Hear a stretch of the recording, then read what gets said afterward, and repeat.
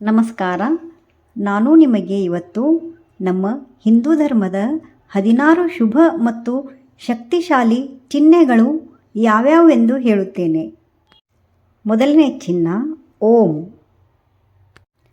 ಎರಡನೆಯದು ಸ್ವಸ್ತಿಕ್.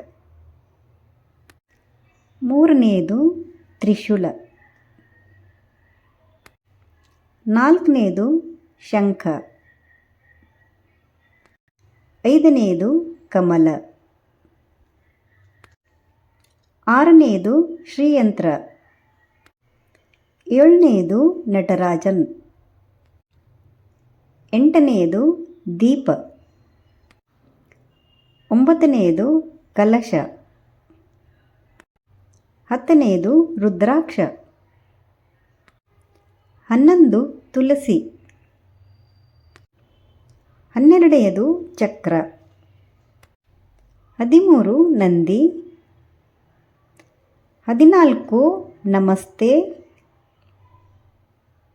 15 ತಿಲಕ. 16 ಕೊನೆಯದು ಹಂಸ. ಈ 16 ಚಿಹ್ನೆಗಳು ಶುಭ ಎಂದು ಪರಿಗಣಿಸಲಾಗಿದೆ. ಇವು ಎಲ್ಲ ಚಿಹ್ನೆಗಳು ನಮ್ಮ ಮನೆಯಲ್ಲಿ, ದೇವರ ಕೋಣೆಯಲ್ಲಿ ಓಂ ಎಂದು ಬರೆಯಬಹುದು.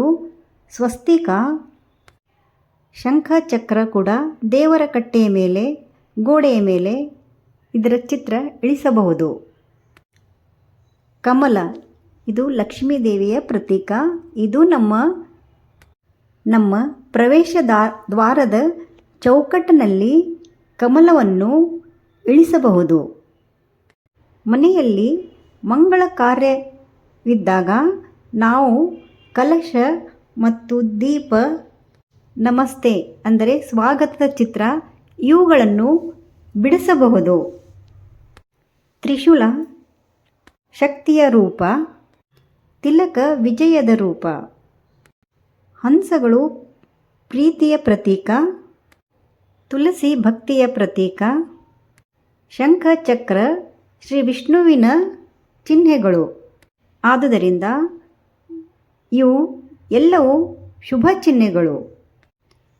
ನಿಮಗೆ ನನ್ನ ಮಾಹಿತಿ ಇಷ್ಟವಾದರೆ ಲೈಕ್, ಶೇರ್, ಸಬ್ಸ್ಕ್ರೈಬ್ ಮಾಡಿ. ಧನ್ಯವಾದ.